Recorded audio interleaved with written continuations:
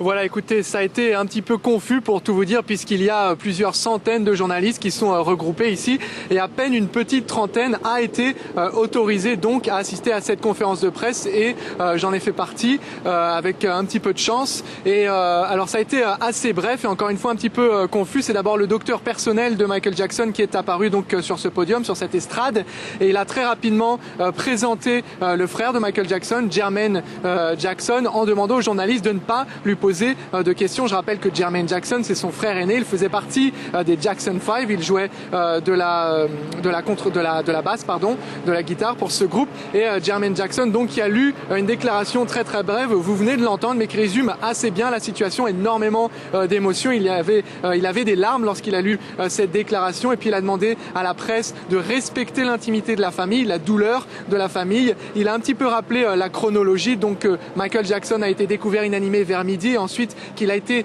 transféré ici juste derrière moi à l'hôpital de l'Université de Californie à Los Angeles où sa mort a été prononcée un petit peu plus tard dans l'après-midi, il y a quelques heures à peine. Les fans sont tous ici, comme je vous le disais, ils sont encore dans l'émotion, une certaine incrédulité. Beaucoup d'entre eux n'arrivent pas à y croire. Vous savez que la vie de Michael Jackson a été marquée par de nombreuses frasques. Les rumeurs les plus folles ont souvent couru le concernant, mais c'est bien confirmé cette fois-ci, il est mort. Alors de nombreux fans peuvent être vus ici autour de l'hôpital. Certains pleurent, certains se tiennent dans les bras les uns des autres. Ils brandissent des pancartes affirmant leur amour pour le roi de la pop, Michael Jackson.